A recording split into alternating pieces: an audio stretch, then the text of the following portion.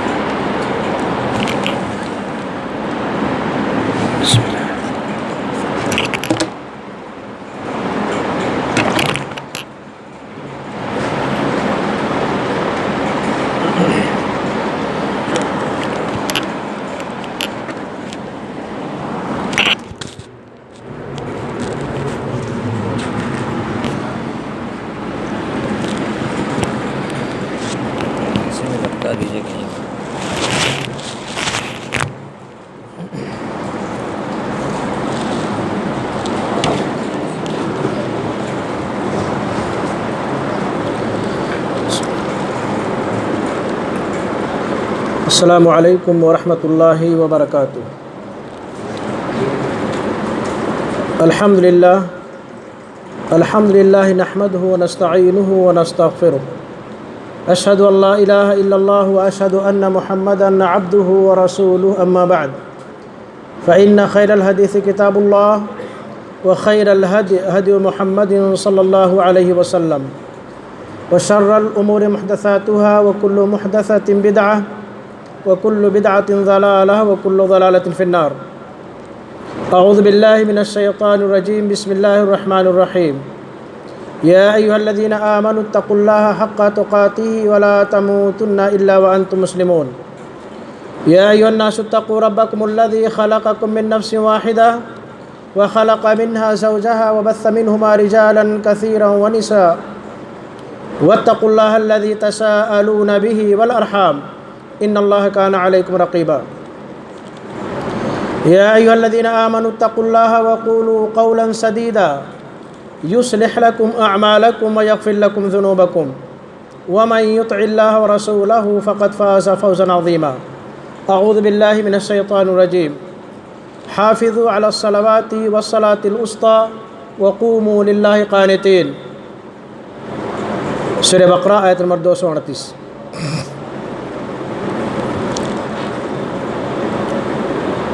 حاضرین جلسہ، معزز علماء کرام، منتظمین مسجد توحید باذل الخیر کے ذمہ داران اور اس پروگرام سے جڑے نوجوانان اسلام،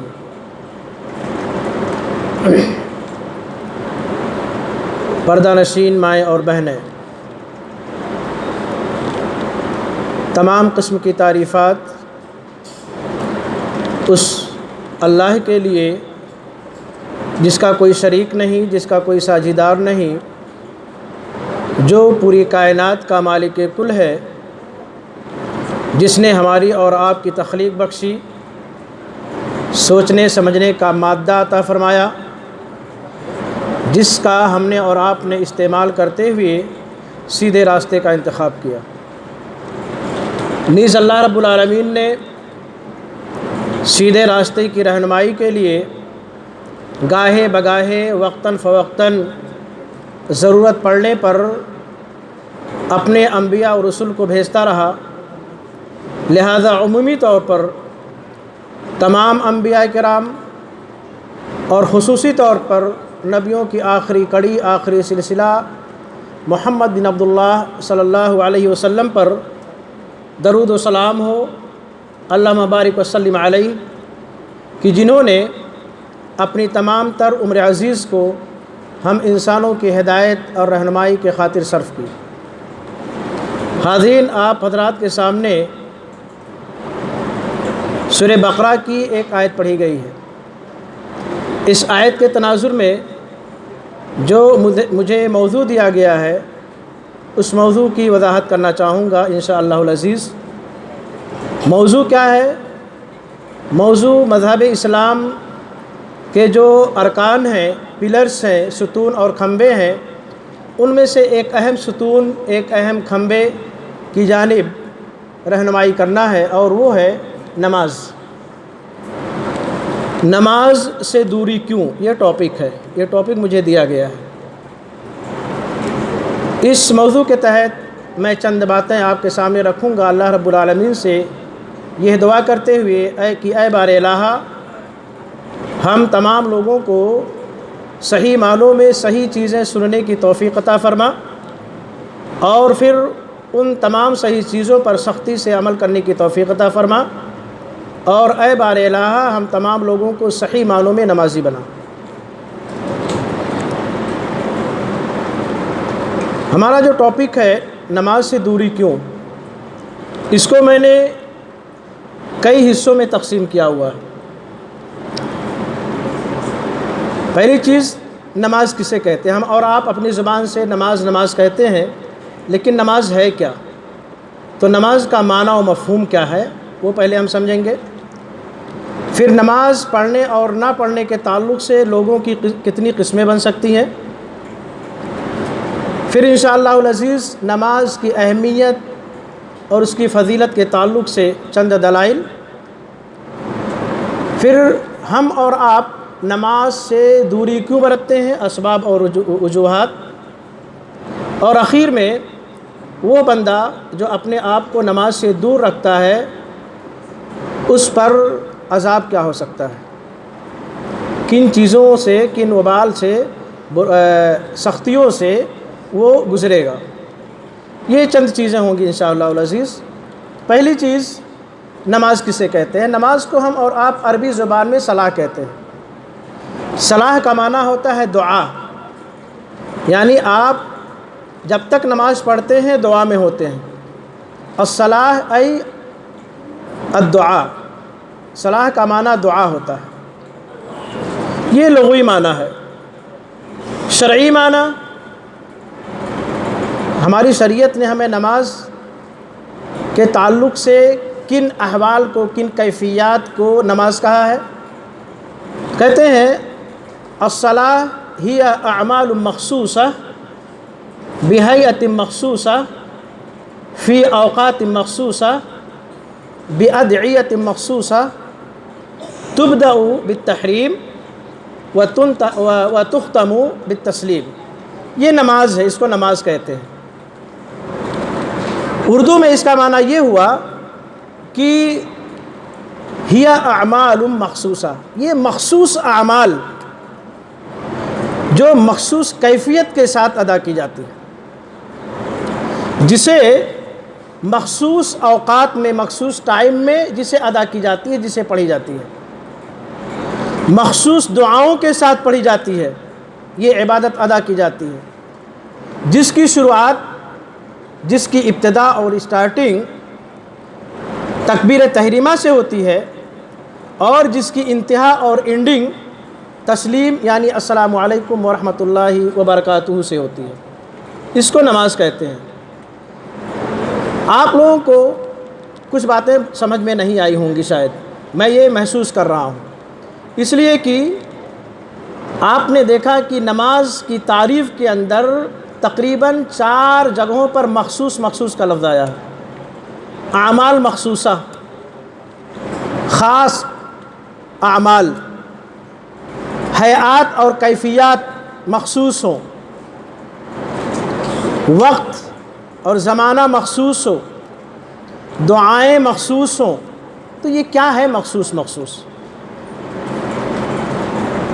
ہی اعمال مخصوصہ، اعمال مخصوصہ جیسے سجدہ ہے، رکوع ہے، تشہد ہے، قومہ ہے، یہ خاص اعمال، بہیئت مخصوصہ، نہایت ہیئت اور کیفیت آپ کی اور حالت آپ کی کیسی ہوتی ہے؟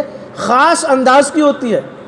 قبلہ رخ آپ ہوتے ہیں، آپ سر جھکائے ہوئے ہوتے ہیں، آپ ادھر ادھر نہیں دیکھتے ہیں، آپ کو کس طریقے سے سجدہ کرنا ہے، کس طریقے سے رکوع کرنا ہے، یہ ہیئات ہیں، کیفیات ہیں، آپ کی حالت ہوتی ہے اس نماز کے اندر۔ مخصوص وقت میں اللہ رب العالمین نے یا ہماری شریعت نے نبی کے تھرو نمازوں کے اوقات کو متعین کر دیا ہے۔ کوئی بندہ اگر چاہے کہ مغرب کے وقت میں ظہر کی نماز پڑھ لے، اپنی چاہت کے اعتبار سے نہیں پڑھ سکتا ہے۔ ظہر کی نماز فجر کے ٹائم پڑھنا چاہے پڑھے، نہیں پڑھ سکتا ہے۔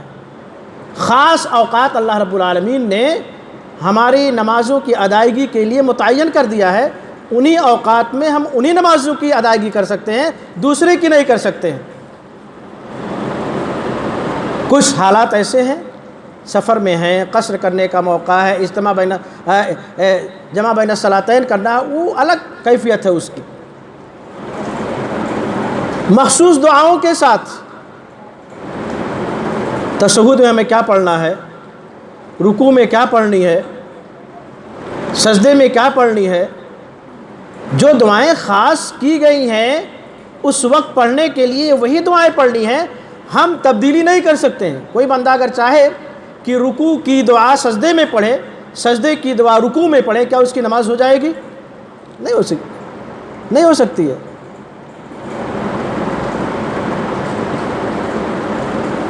جس کی شروعات تحریم سے کی جاتی ہے، تکبیر تحریمہ سے، اور جس کی انتہا سلام پھیرنے سے ہوتی ہے۔ ایک غلطی کی جانب میں اشارہ کرنا چاہتا ہوں جو عام طور پہ لوگ غلطیاں کرتے ہیں نماز پڑھتے وقت۔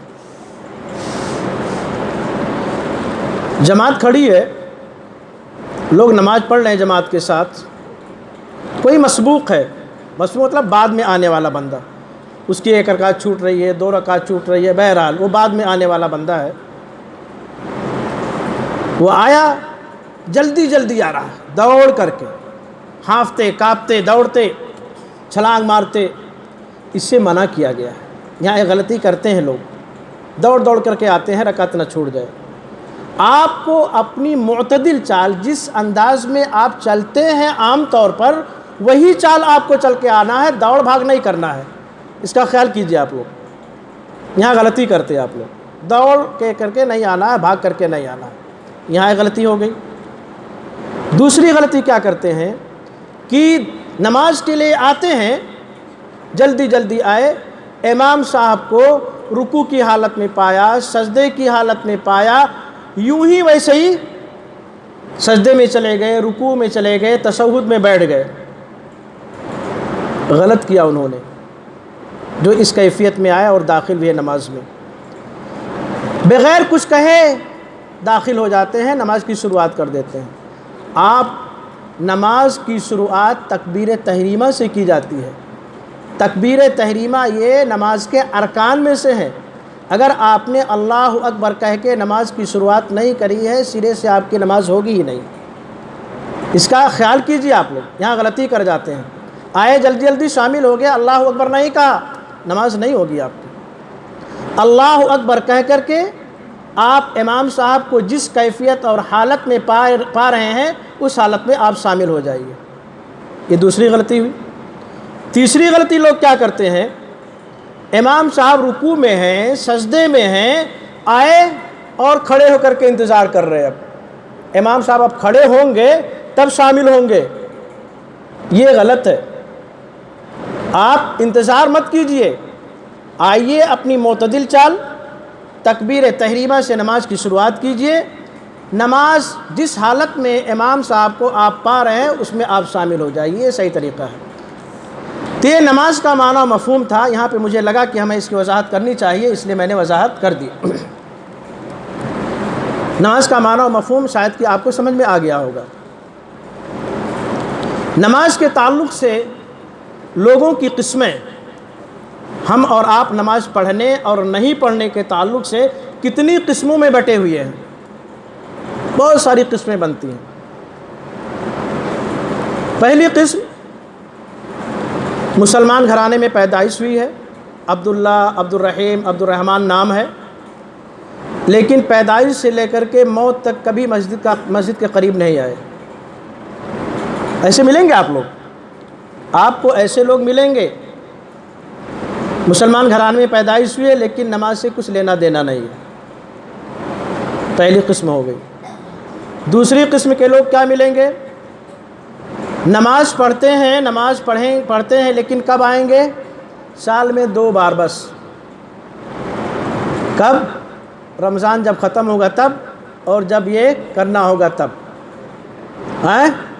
عید الفطر اور عید الاضحیٰ کے موقع سے مسجدوں اور عیدگاہوں کی جانب رخ کریں گے، اس کے علاوہ نہیں۔ تیسری قسم ہے، آج کون سا دن ہے؟ جمعہ۔ تیسری قسم جمعگی مسلمانوں کی ہے۔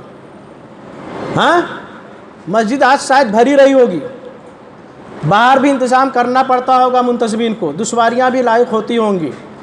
جمعہ کے دن بہت گہما گہمی ہوتی ہے، مارا ماری ہوتی ہے نماز کے لیے، اس کے بعد گل ہو جاتے ہیں۔ ایک دن دکھائیں گے حماس نماز کے تعلق سے بہت ہی متحمس اپنے آپ کو ثابت کریں گے، اور جو ہی نماز جمعہ ختم ہوئی، پورے 1 ہفتے کے لیے اٹھا کر کے پٹک دیتے ہیں طاق پر۔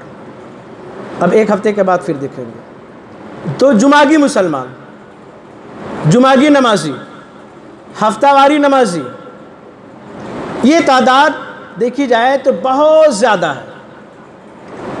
سب سے زیادہ تعداد انہی لوگوں کی ہے۔ آپ کو کچھ لوگ ملیں گے نماز تو پڑھتے ہیں الحمدللہ 5 وقت کی، لیکن سستی کے شکار ہو جاتے ہیں۔ شیطان کبھی کبھار آ کر کے دبوچ لیتا ہے، یا کبھی ایسا ہوتا ہے کہ وہ چاہتے ہوئے بھی نماز نہیں پڑھ پاتے ہیں۔ جیسے سفر پہ کوئی ہے، لوکل ٹرین میں جا رہا ہے، عصر کا ٹائم ہو گیا، یہاں سے جانا ہے ویٹی، ظاہر سی بات ہے جاتے جاتے مغرب کا ٹائم نکل جائے گا۔ پڑھنا چاہتا ہے لیکن نہیں پڑھ پا رہا، مجبور ہے، مجبور محض ہو جاتا ہے، لیکن پڑھنا چاہتا ہے، تو کبھی کبھار اس کی نماز چھوٹ جاتی ہے۔ کچھ ملیں گے ایسے جو سستی اور کاہلی کے شکار، ظہر کی عصر میں، عصر کی مغرب میں، ایسے پڑھنے والے بھی ملیں گے آپ کو، لیکن پڑھتے ہیں۔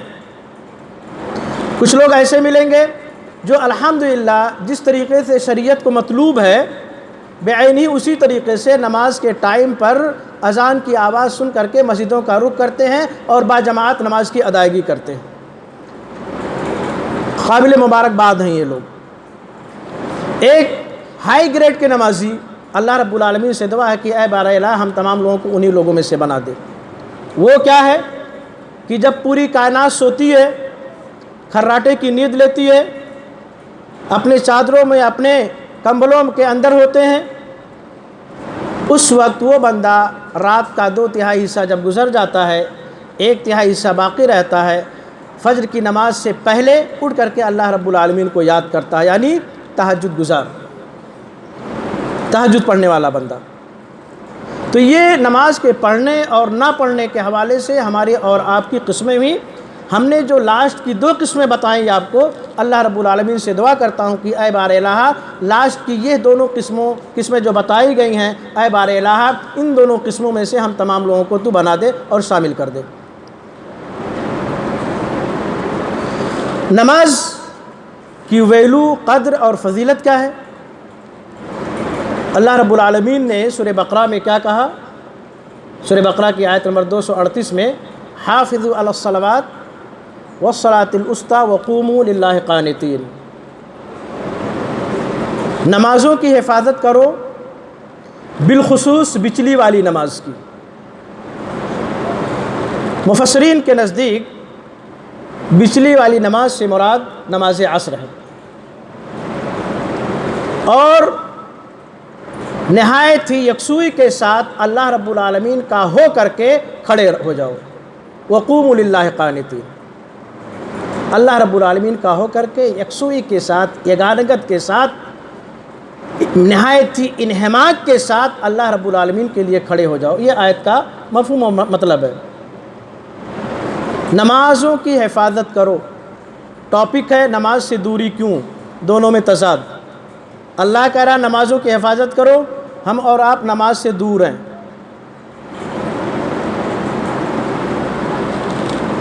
نماز کی فضیلت کے تعلق سے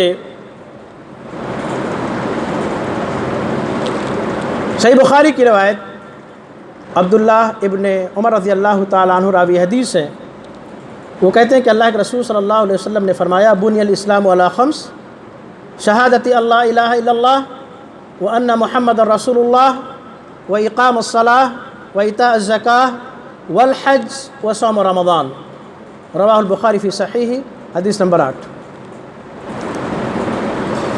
یہ مسجد کھڑی ہے، اس کے کچھ ستون اور پلرس ہوں گے، کھمبے ہیں۔ اگر یہ ستون گرا دیے جائیں، کھمبے گرا دیے جائیں، دھڑام سے مسجد نیچے آ جائے گی، پوری عمارت ڈھہ جائے گی۔ اسی طریقے سے مذہب اسلام گویا کہ ایک عمارت کے مانند ہے، ایک بلڈنگ کے مانند ہے، اور وہ مذہب اسلام 5 ستون پر قائم ہے، ٹکا ہوا ہے۔ ان میں سے جو دوسرا ستون ہے، دوسرا پلر ہے، یا دوسرا رکن ہے، دوسری جو بنیاد ہے، وہ کیا ہے؟ نماز کا قائم کرنا ہے۔ اللہ کے رسول نے کیا کہا؟ بنی الاسلام علی خمس، اسلام کی بنیاد 5 چیزوں پر قائم و دائم ہے۔ پہلی چیز اللہ رب العالمین کے ایک ہونے، اللہ رب العالمین کے بے مثل ہونے، اللہ رب العالمین کا لا شریک ہونے، اللہ رب العالمین کا ایک ہونے کی گواہی دیجئے، شہادت دیجئے۔ اس گواہی کے ساتھ ساتھ ایک دوسری گواہی، ایک دوسری شہادت کو بھی اللہ رب العالمین نے لازم قرار دیا۔ دائرہ اسلام میں آنے کے لیے 2 گواہیاں ضروری ہیں، ایک گواہی سے کوئی بھی بندہ مسلمان نہیں ہو سکتا ہے۔ اللہ رب العالمین کی وحدانیت کی گواہی کے ساتھ ساتھ نبی کی رسالت کی بھی آپ کو شہادت دینی پڑے گی، گواہی دینی پڑے گی۔ یہ پہلا پلر ہے، پہلا رکن ہے، پہلا کھمبا ہے مذہب اسلام کا۔ دوسرا وإقام الصلاۃ، نماز کا قائم کرنا، زکوٰۃ کا دینا، حج کی ادائیگی کے لیے جانا، رمضان کا مہینہ اگر میسر آئے تو اس کا روزہ رکھنا۔ جتنی بھی احادیث کی کتابیں ملیں گی آپ کو، روایات ملیں گے، اور ارکان اسلام کے تعلق سے جو بھی روایت ملے گی آپ کو، جتنی بھی روایات ہیں ارکان اسلام کے تعلق سے، آپ شہادتین کے بعد اللہ رب العالمین کی وحدانیت، رسول کی رسالت کی گواہی کے بعد دوسرے نمبر پر نماز کو پائیں گے، اقامت صلاح کو پائیں گے۔ تیسرے، چوتھے اور 5ویں نمبر پر نہیں پا سکتے ہیں کسی بھی روایت کے اندر۔ شہادتین اور اقامت صلاح کے بعد جو باقی 3 پلرز ہیں، آپ ان تینوں کو آگے پیچھے پا سکتے ہیں۔ کسی روایت میں آپ نے جس کو تیسرے نمبر پہ پایا ہے، کسی میں اسی کو آپ چوتھے پہ پائیں گے، 5ویں میں پائیں گے، لیکن اقامت صلاح کو آپ تمام احادیث کی کتابوں میں آپ جائیے، ٹٹولیے اور دیکھیے، دوسرے نمبر پر اقامت صلاح کو آپ پائیں گے، تیسرے پہ نہیں پا سکتے ہیں۔ تو نماز کی اہمیت کا اندازہ اس سے بھی ہوتا ہے کہ شہادتین کے بعد سب سے اہم ترین چیز جو ہے وہ کیا ہے؟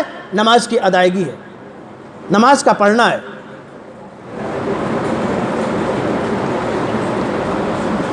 ہم اور آپ نماز سے آناکائی کر جاتے ہیں، سستی برتتے ہیں،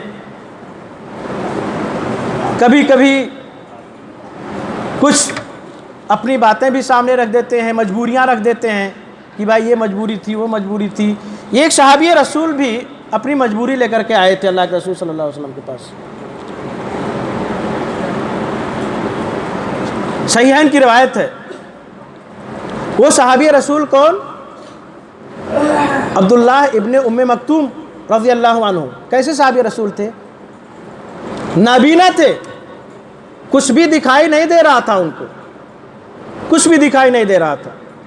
اللہ کے رسول صلی اللہ علیہ وسلم کے پاس آتے ہیں، ایک فرمائش لے کر کے، التجا لے کر کے، درخواست لے کر کے آتے ہیں کہ اللہ کے رسول صلی اللہ علیہ وسلم، انا رجل اعمی، میں نابینا آدمی ہوں، وَلَيْسَ لِي قَائِدٌ يَقُودُنِي إِلَى الْمَسْجِدِ.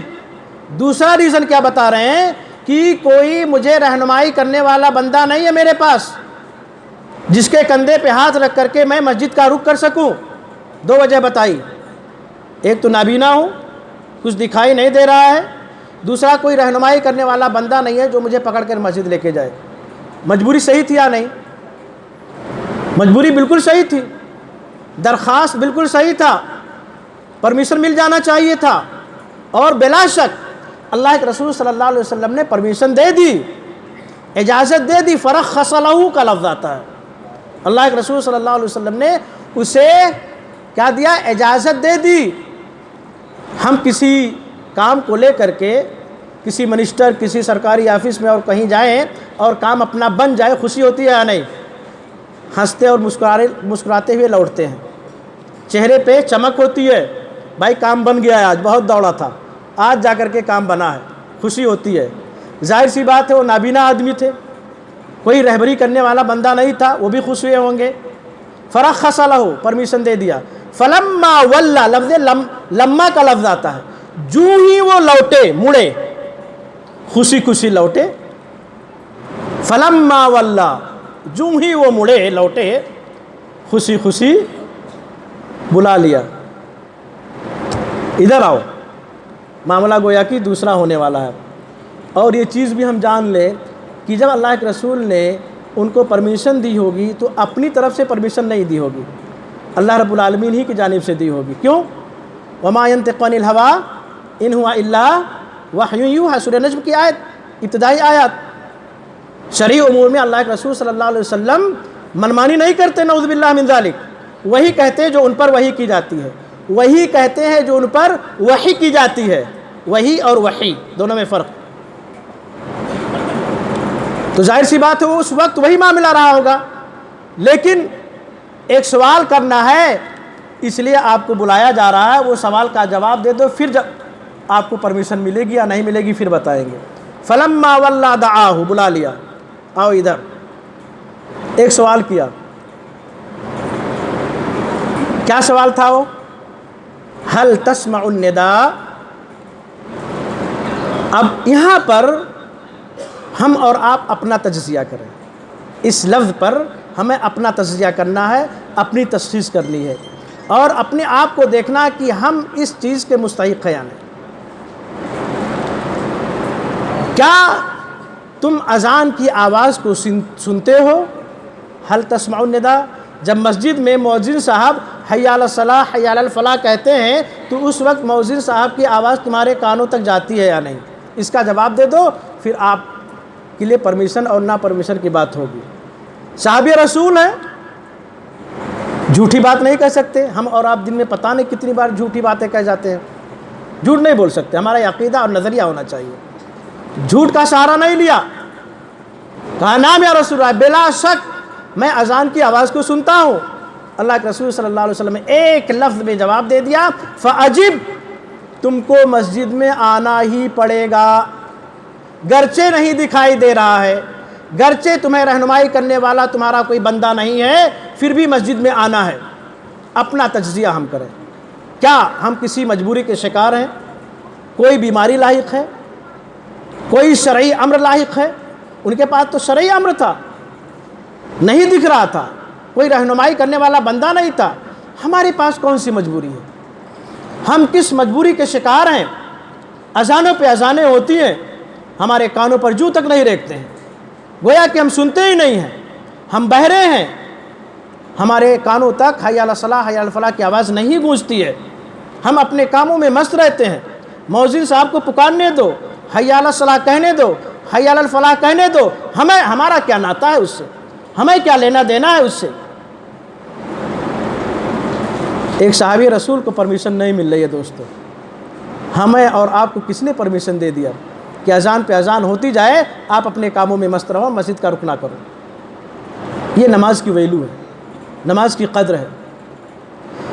صحیح بخاری کی روایت حدیث نمبر 527 ہے، عبداللہ ابن مسعود رضی اللہ تعالیٰ عنہ راوی حدیث ہیں. وہ کہتے ہیں سألت النبی صلی اللہ علیہ وسلم ای العمل احب الی اللہ.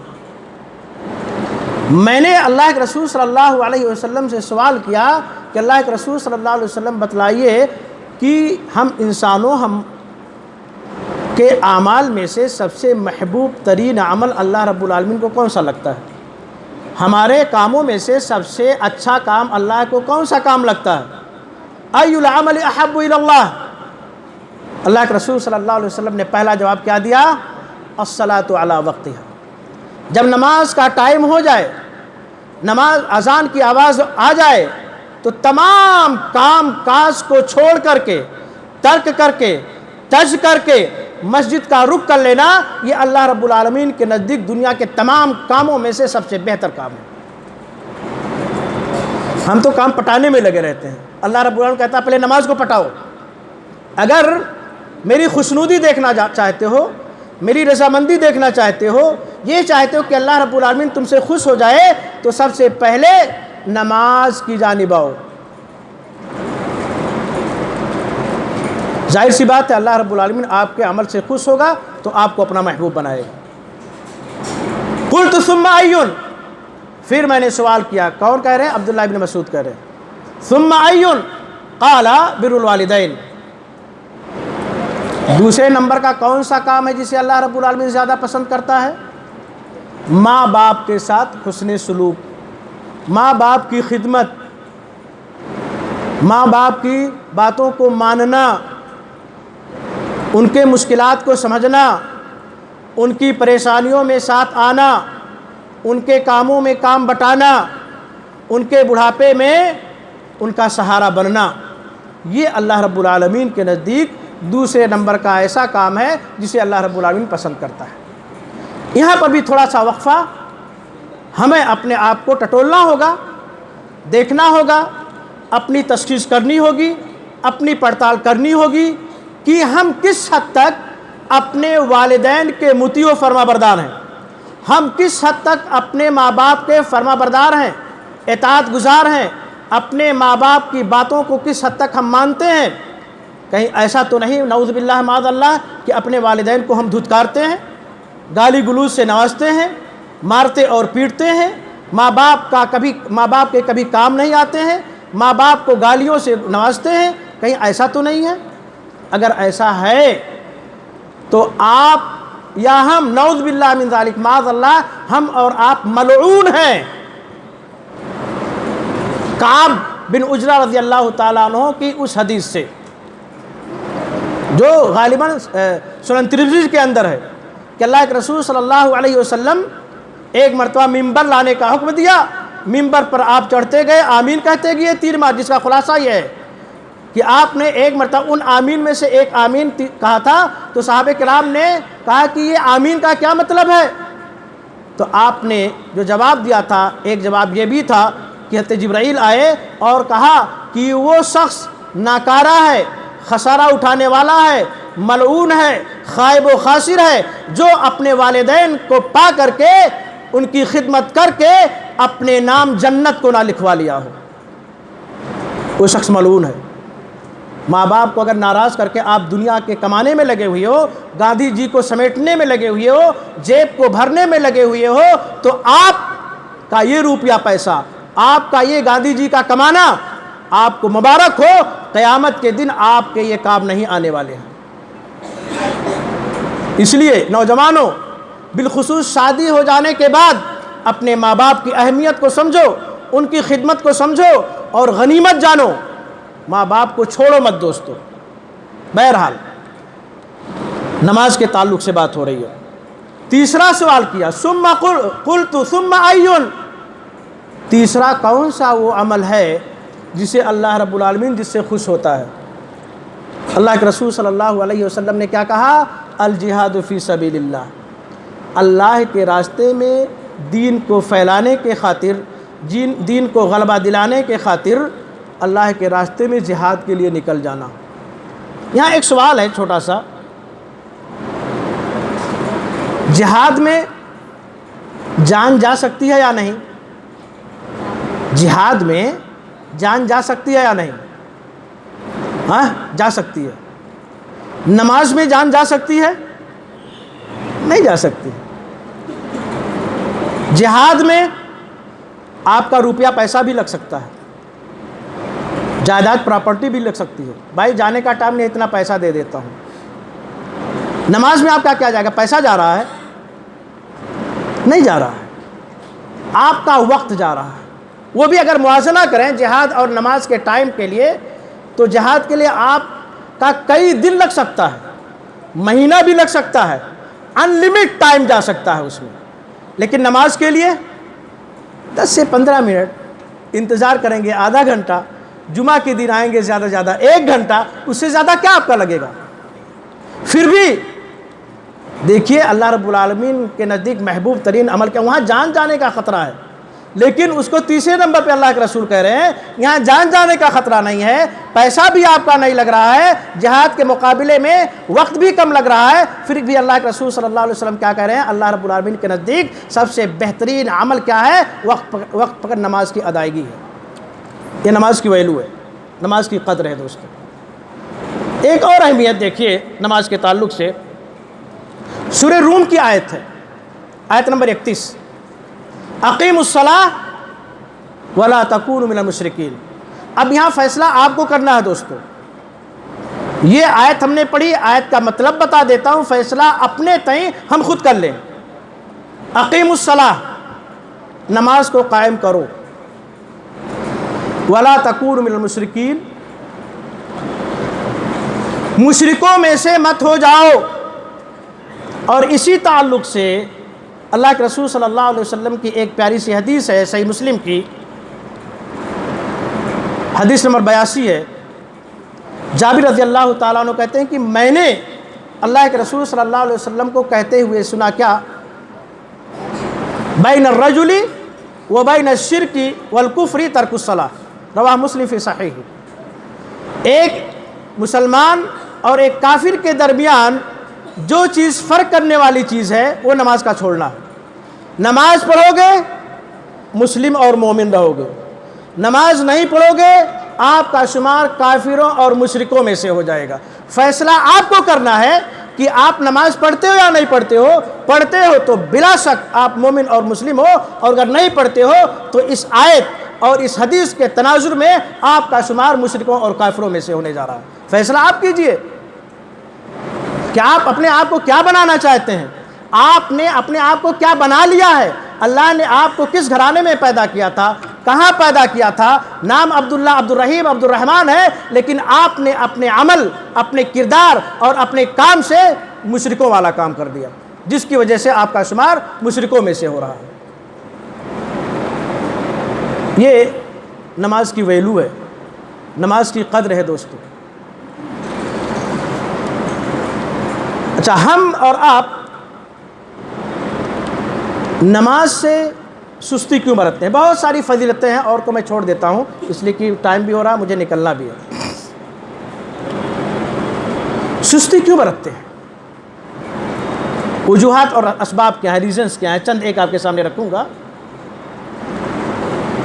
پہلی وجہ، پہلا سبب جو سمجھ میں آتا ہے وہ یہ کہ گارجینز، سرپرست، والدین اور ماں باپ کی سستی اور کاہلی کی وجہ سے ہم اور آپ نمازی نہیں بن پاتے ہیں.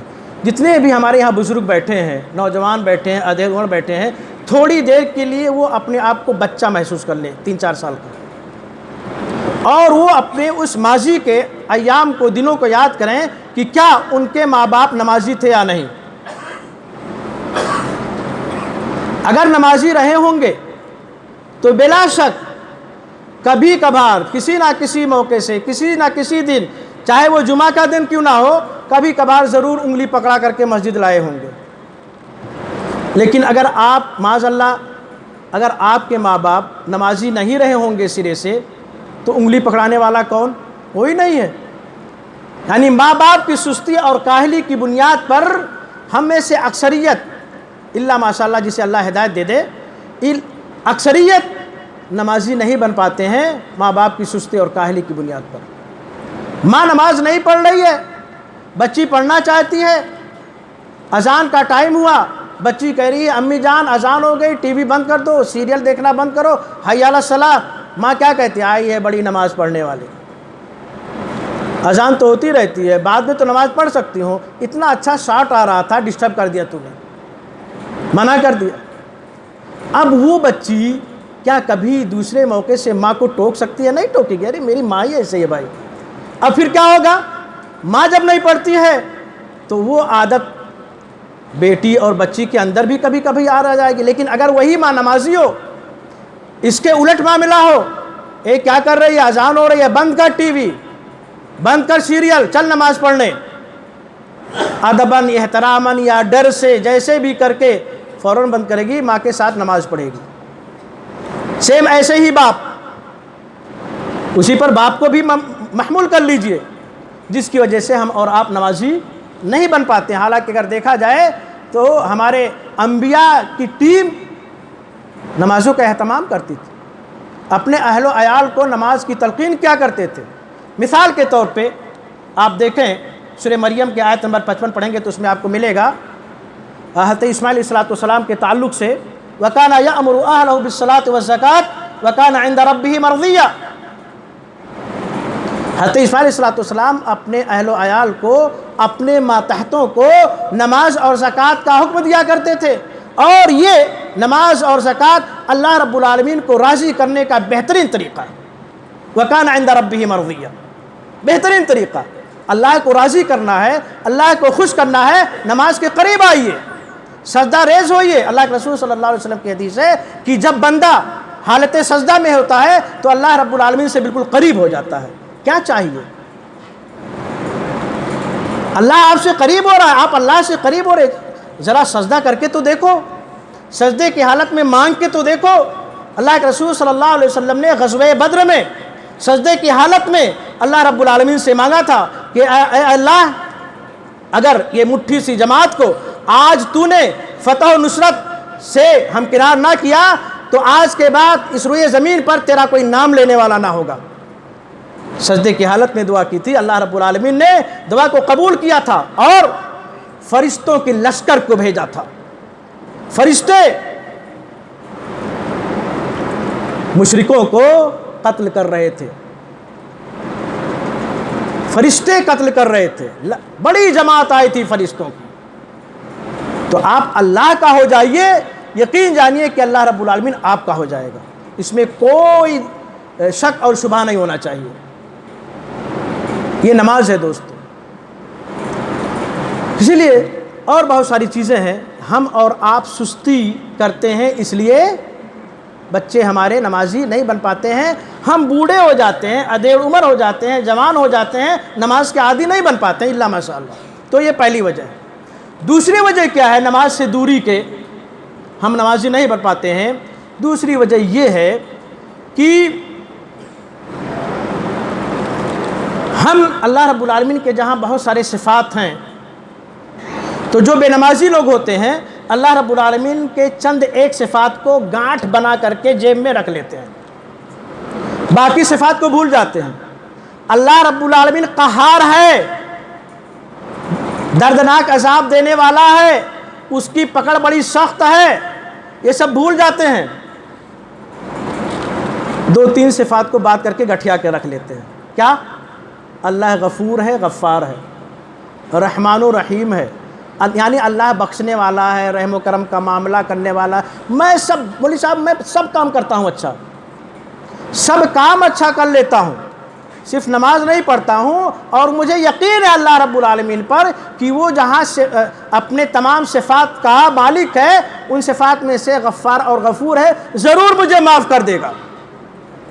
ہاں بلا شک اللہ غفار ہے، غفور ہے، اس میں انکار نہیں ہے، لیکن کن لوگوں کے لیے ہے؟ اللہ رب العالمین نے سورہ طٰہٰ آیت نمبر 82 میں اس کی وضاحت کر دی، وَإِنِّي لَغَفَّارٌ لِمَن تَابَ وَآمَنَ وَعَمِلَ صَالِحًا ثُمَّ اهْتَدَىٰ۔ ان لوگوں کے لیے غفار ہے، نہ کہ بے نمازیوں کے لیے، نہ کہ ہفتہ واری نمازیوں کے لیے، نہ کہ جمعگی نمازیوں کے لیے، نہ کہ رمضانی نمازیوں کے لیے، نہ کہ سالانہ نمازیوں کے لیے، نہیں، کس کے لیے ہے؟ وَإِنِّي، اللہ خود کہہ رہا ہے، وَإِنِّي لَغَفَّارٌ، بلا شک میں زیادہ بخشنے والا ہوں۔ کس کے لیے؟ لمن تابا، جو توبہ و استغفار کرتا ہے، جو توبہ نصوحہ کو اختیار کرتا ہے، یہ ملاوٹی والا توبہ نہیں، پیور توبہ، توب اللہ توبۃ نصوحہ، خالص توبہ جو کرتا ہے اس کے لیے اللہ رب العالمین ان کے گناہوں پر توبہ و استغفار کو قبول فرماتا ہے۔ وَإِنِّي لَغَفَّارٌ لِمَنْ تَابَ، اور کس کے لیے؟ وَآمَنَ، اور جو ایمان لاتا ہے، جو ایمانیات ہیں تمام ان پر ایمان لاتا ہے، اللہ کو بھی مانتا ہے، مزار پہ جا کر کے سجدہ ریز بھی ہوتا ہے، اللہ کو مددگار مانتا ہے اور غوث اعظم کسی اور کو مانتا ہے، اللہ سے بھی دعائیں کرتا ہے، بچے پیدا نہیں ہوتے ہیں تو کسی بابا کے پاس جاتا ہے، تو ایمان کہاں ہوا؟ صحیح معنوں میں جو ایمان لاتا ہے، الا من وانی لغفار لمن تاب وآمن وعمل صالحا، نیک عمل جو کرتا ہو، نماز بھی پڑھتا ہے، نماز کے بعد مسجد سے نکلنے کے بعد فوراً دکان ہے جا کر کے کاٹا بھی مارتا ہے، اچھے مال میں برا مال بھی ملا کے بیچ دیتا ہے، جھوٹی قسم کھا کر کے بھی اپنے معاملات کو حل کر لیتا ہے، تو اس کے لیے توبہ نہیں قبول کرے گا اللہ۔ وعمل صالحا، نیک کام کر کے دکھائے، ثم اہتدی، اس کے بعد تمام کا نچوڑ کیا ہے؟ پھر سیدھے راستے پہ وہ آ گیا ہو، تمام برائیوں کو چھوڑ دیا ہو، اب وہ اپنے گناہوں کو، ماضی کے گناہوں کو اگر یاد کرتا ہے، پھر اللہ رب العالمین سے توبہ و استغفار کرتا ہے، تو اس کے لیے اللہ رب العالمین توبہ قبول کرے گا، اس کے لیے غفار ہے، اس کے لیے غفور ہے، نہ کہ بے نمازیوں کے لیے جو ہفتے میں ایک دن آتے ہیں۔ بات سمجھ میں آ گئی ہوگی شاید۔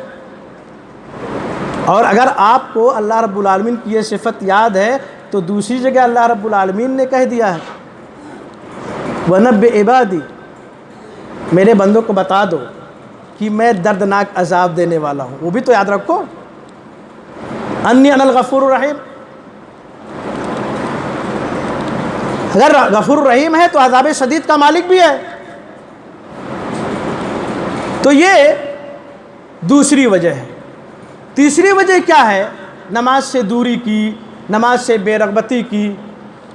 وہ وجہ یہ ہے کہ ہم اپنے گناہوں کو معمولی سمجھتے ہیں، اپنے گناہوں کو ارے کیا ہوا، سب تو کر لیا، صرف نماز ہی تو نہیں پڑھا۔ لفظ صرف کی وجہ سے ہم خسارے کے شکار ہو جاتے ہیں۔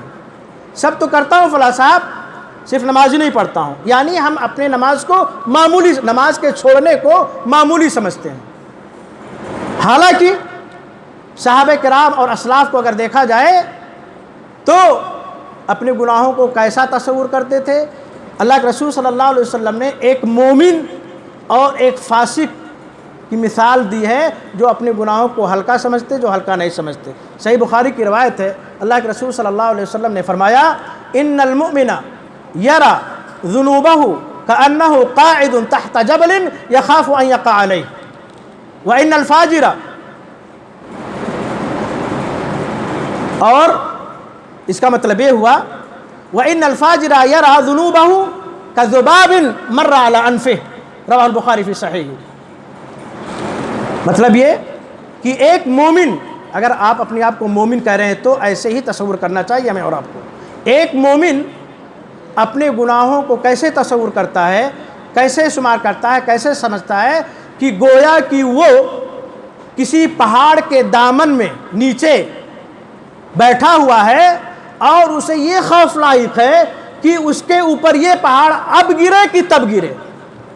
ایک مومن بندہ اپنے گناہوں کو ایسے تصور کرتا ہے، ایسے فیل کرتا ہے۔ اور ایک فاسق، ایک فاجر، ایک بددین شخص اپنے گناہ کو کیسے تصور کرتا ہے کہ جیسے کوئی مکھی ہو، اس کے ناک پہ آ کر کے بیٹھ جائے، کتنی دیر بیٹھے گی اور اس کا وزن کتنا ہوگا، اس کا کام ہی پھدکنا ادھر ادھر، ابھی یہاں ہے کچھ دیر بعد وہاں، کچھ دیر بعد وہاں رہے گی۔ تو اپنے گناہ کو ایک فاجر آدمی ایسے ہی تصور کرتا ہے کہ جیسے اس کے ناک پہ کوئی مکھی آ کے بیٹھی ہو، ابھی یہاں ہے، اس کے بعد وہاں گئی، پھر وہاں گئی، کوئی ویلو نہیں ہے اس کی، کوئی اہمیت نہیں ہے، ختم۔ ایک منٹ لوں گا مشکل کے ساتھ اور باقی چیزیں چھوڑ دے رہا ہوں۔ بے نمازی اگر ہے، لاسٹ حصے پہ آتا ہوں، تو اس کا وبال کیا ہے؟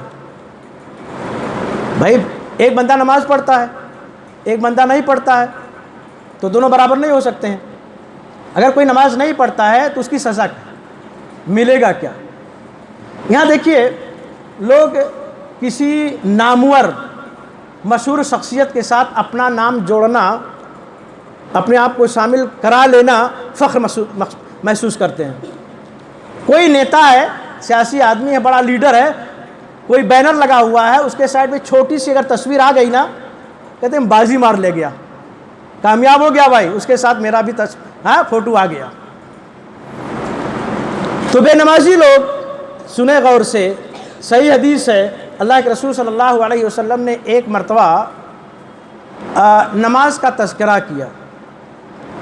نماز کا تذکرہ کرتے کرتے اللہ کے رسول صلی اللہ علیہ وسلم کہا، من حافظ علیہا، جس نے نماز کی محافظت کری، حفاظت کیا، نماز پڑھی، کان لہو نور، کان لہو نور و برہان و نجات یوم القیامہ، جس بندے نے صحیح معنوں میں نماز کی ادائیگی کری ہوگی، محافظت کری ہوگی، قیامت کے دن اس کے لیے یہ نماز بطور روشنی ہوگی، دلیل ہوگی اور نجات کا ذریعہ بنے گی۔ تین چیزیں، روشنی، دلیل اور نجات کا ذریعہ بنے گی۔ وَمَن لَّمْ يُحَافِظْ عَلَيْهَا، جس نے دنیا میں رہتے ہوئے نماز کی ادائیگی نہیں کری ہوگی، لَمْ يَكُن لَّهُ نور ولا نجات ولا دلیل، وَيَكُونُ مَعَ قارون وفرعون وحامان وابی بن خلف، قیامت کے جب نماز ہی نہیں پڑھا بھائی تو روشنی کہاں سے؟ اندھیرے میں جاؤ، گرو پڑو ادھر ادھر، جانے کا سیدھا، چلے جاؤ گے جہنم میں، کھائی میں چلے جاؤ گے، نور ہی نہیں ہے، اندھیرا ہے، دکھ ہی نہیں رہا آپ کو، آپ کے پاس کوئی دلیل نہیں رہے گی، نجات اور کامیابی کا کوئی ذریعہ نہیں ہوگا۔ اور اللہ کے رسول نے کیا کہا؟ یہاں بہت اچھا لگتا تھا، بینر میں نام آ گیا، فوٹو آ گیا، وہاں پر بھی اگر آپ بے نمازی ہیں تو آپ کے بھی دوست وہاں ملیں گے جہنم میں، خوش ہوئیے گا وہاں پر۔ کون کون سے لوگ ملیں گے؟ قارون، فرعون، حامان، ابی بن خلف، اس قسم کے لوگ بے نمازیوں کے ساتھی بنیں گے۔ اب فیصلہ کر لیجئے، ہم اور آپ فیصلہ کر لیے کہ کسے اپنا ساتھی بنانا ہے۔ جنت میں اللہ کے رسول صلی اللہ علیہ وسلم کی صحبت اختیار کرنی ہے، جنت میں اللہ کے رسول صلی اللہ علیہ وسلم کا ساتھی بننا اور بنانا ہے، یا جہنم میں فرعون، حامان اور قارون اور ابی بن خلف کا دوست بننا ہے۔ دوستو جہنم میں، اسی پہ اپنی بات ختم، سورہ مدثر کی آیت آپ پڑھیں، جہنم میں ایک دوسرے لوگ پوچھیں گے، وہاں بھی دوست مل جائیں گے۔ یہاں کاش کی اچھے ساتھی بنائے ہوتے تو اچھے لوگ ملتے، لیکن برے لوگ بنائے تو برے لوگ ہی ملیں گے۔ جہنم میں ایک دوسرے ملیں گے تو سوال کریں گے، ارے یار تو دنیا میں ایسے تھا، یہاں بھی ساتھی بن گیا، وجہ کیا، ریزن کیا؟ جہنم میں میں تو اس لیے آیا، میں اس لیے آیا، تو کس لیے آیا؟ ما سلککم فی سقر قالوا لم نک من المصلین، بہت سارے جواب دیں گے، یہ وجہ، یہ وجہ، یہ پہلا جواب ہے۔ اس جواب کے بعد اور دوسرے تیسرے جواب ہیں، میں پہلے جواب پہ اپنی بات ختم کروں گا۔ تو جواب کیا دیں گے جہنمی ایک دوسرے کو؟ کہ ہم دنیا میں تھے تو نمازی نہیں بنے تھے، جس کی وجہ سے جہنم کا منہ دیکھنا پڑا۔ اللہ رب العالمین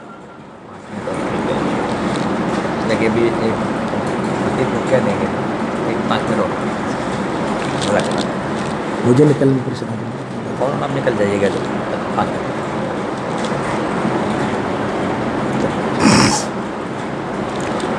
4-5 منٹ اور مل گیا ہے۔ تو بہت سارے جواب ملے گا جہنمیوں سے، جہنمیوں کو ان سارے جوابات میں سے ایک جواب کیا ہوگا؟ لم نک من المصلین، ہمیں نماز پڑھنے کی توفیق نہیں ہوا کرتی تھی، اذان پہ اذان ہوتی تھی لیکن جو تک نہیں رینگتا تھا، جس کی وجہ سے جہنم میں ہمیں ڈال دیا گیا ہے۔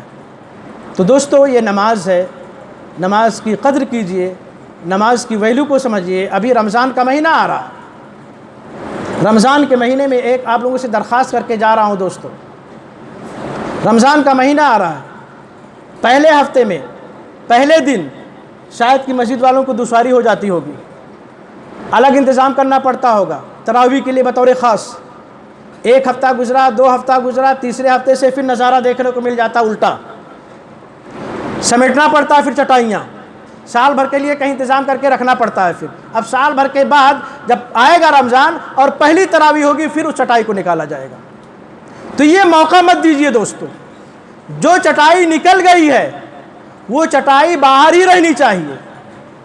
یہ تہیہ کیجئے، یہ ارادہ بنائیے، یہ نیت کیجئے کہ اب اس چٹائی کو ہمیں سمیٹ کر کے رکھوانا نہیں ہے، اس کو اب ہمیں خراب ہی کر دینا ہے نماز پڑھتے پڑھتے، دوسرا رمضان آنے تک نئی چٹائی لانی ہے انشاءاللہ۔ یہ تہیہ کیجئے، یہ ارادہ کیجئے، تو رمضان کا مہینہ آنے والا ہے، مسجدیں بھر جائیں گی، نمازی لوگ ملنا شروع ہو جائیں گے، کچھ لوگ 1-2 دن پہلے ہی سے تیاری کر لیتے ہیں اور باقاعدہ سمجھ میں آ جاتا ہے کہ یہ کتنے دیر پا نمازی ہوں گے۔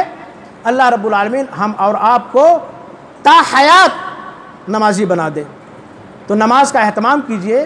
نماز کے تعلق سے صحیح سنن ترمذی کی روایت ہے، غالباً اللہ کے رسول صلی اللہ علیہ وسلم نے فرمایا، اول ما يحاسب به العبد يوم القيامة الصلاة فإن صلحت فقد افلح وانجح وإن فسدت فقد خاب وخسر۔ اللہ رب العالمین نے 2 حقوق بنائے ہیں، حقوق العباد، حقوق اللہ، بندوں کے حقوق اور اللہ کے حقوق۔ اللہ رب العالمین نے اپنے حقوق کے تعلق سے قیامت کے دن جو پہلا سوال کرے گا بندے سے، وہ کس تعلق سے ہوگا؟ نماز کے تعلق سے کرے گا۔ نماز کی ویلیو دیکھیے، نماز کی قدر کیجئے۔ نماز کے تعلق سے سوال کرے گا، اگر اس کی نماز فَإِن صَلُحَتْ، اگر اس کی نماز صحیح رہی ہوگی، کامیاب رہی ہوگی، فقد افلح وانجا، تو وہ شخص، نمازی شخص کامیاب ہو جائے گا۔ وَإِن فَسَدَتْ، اگر وہ سرے سے نماز ہی نہیں پڑھنے آتا تھا بھائی، تو کیا ہوگا رزلٹ؟ اس کی اگر نماز بیکار گئی ہوگی، کبھی نماز ہی کے لیے نہیں آیا ہوگا، مسجد کا رخ ہی نہیں کیا ہوگا، صرف رمضان میں آیا ہوگا، صرف جمعہ میں ہوگا، تو رزلٹ ابھی سے آؤٹ ہے، اس کی نماز بیکار ہوگی، کامیاب نہیں ہوگی۔ جب اس کی نماز بیکار جائے گی تو ظاہر سی بات ہے وہ نمازی نہیں ہوگا، اس کا رزلٹ یہ ہوگا کہ وہ خائب و خاسر ہوگا اور وہ خسارہ اٹھانے والوں میں سے ہو جائے گا۔ تو اس لیے نمازی کا عادی بنیے۔ اللہ کے رسول صلی اللہ علیہ وسلم، صحیح روایت، صحیحین کی روایت، کہا کہ ایک مثال دی، صحابہ کرام سے پوچھا کہ کوئی بندہ ایسا ہو جس کے گھر کے سامنے ایک نہر ہو، تالاب ہو، اور وہ پورے دن میں دن رات ملا کر کے 5 مرتبہ نہاتا ہو، فَهَلْ يَبْقَى مِن دَرَنِهِ شَيْءٌ، تو کیا اس کے جسم پر میل کچیل باقی رہے گا؟ کچھ گندگی باقی رہے گی؟ دن میں 5 مرتبہ نہا رہا ہے تو اس کا بدن بدبو کرے گا، میل باقی رہے گی؟ صحابہ کرام نے کہا کہ نہیں۔ تو اللہ کے رسول صلی اللہ علیہ وسلم نے کہا کہ یہی مثال نماز کی بھی ہے، نماز کی بھی یہی مثال ہے کہ جب بندہ دن اور رات ملا کر کے 5 مرتبہ نماز پڑھتا ہے تو گویا کہ اس کے بدن پر یا اس کے جسم پر یا اس کے اوپر گناہ ہی باقی نہیں رہتے ہیں، گناہوں سے صاف ہوتا ہے، شفاف ہوتا ہے۔ ظاہر سی بات ہے جب گناہ نہیں ہوں گے، گناہوں سے پاک ہوگا، تو ظاہر سی بات ہے قیامت کے دن وہ کامیاب بندہ ہوگا۔ اللہ رب العالمین سے دعا ہے کہ اے بار الہ، ہم تمام لوگوں کو صحیح معنوں میں نمازی بنا دے، نماز کی اہمیت کو سمجھنے اور پھر نماز پڑھنے کی توفیق عطا فرما۔ اے بار الہ، جو باتیں کہی گئی ہیں، سنی گئی ہیں، اس پر ہم سب کو سختی سے عمل کرنے کی توفیق عطا فرما۔ وآخر دعوانا الحمدللہ رب العالمین، والسلام علیکم ورحمۃ اللہ وبرکاتہ۔